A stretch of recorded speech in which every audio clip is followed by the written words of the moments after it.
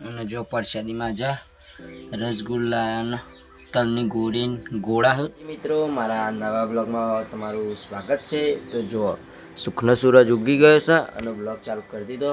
તો હાલ તો આપણે ઉઠ્યા, ચા બા પીધો, દાંતણ કરી અને હાલ બેહ્યા છીએ. પછી કાલે આપણે શેગો એના મજૂર આવ્યો તો એટલે એ હપારીઓ ચડાવતા ને, તો આપણે એવાના હપારીઓ આ જાણું આજે.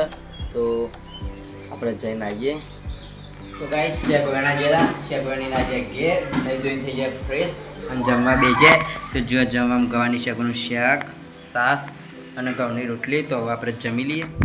તો જો ગાઈસ આપણે બપોરે હેડ્યા દળ રમવા, ખેતરો વચ્ચે થઈને હેડ્યા દળ રમવા. ગાઈસ દળ રમી તો આવી જાય ઘેર અને જો ચા પીવા બેસ્યા. હાલ તો ચા પી લઈએ. પછી આજ તો રવિવાર તો આજે મગકાળીમાં દર્શન કરવા જવાનું તો તમે બ્લોગમાં બતાવશું. ગાઈસ 100 વાગી જાય અને હવે આપણે જવું છે મગકાળીમાંના દર્શન કરવા. તો ચલો. તો ગાઈસ હેડતા હેડતા તો આવી જાય હાથમાં.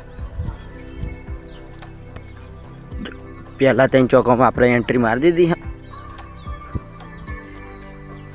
તો જો ગાઈસ હાલ તો આપણે મંદિરના થોડા જ આગા છીએ.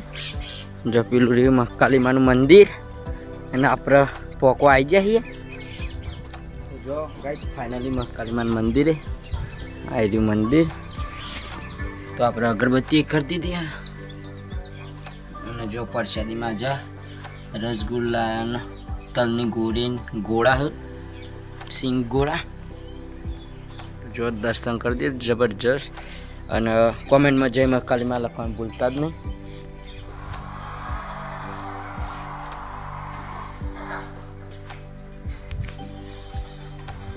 બ્લોગ આટલા ખતમ કરીશું. બ્લોગ અમે લાઈક કરો, શેર કરો, ચેનલ પર ના સબસ્ક્રાઈબ કરો, કોમેન્ટ કરો તો ભૂલતા જ નહીં. જય માતાજી, બાય બાય.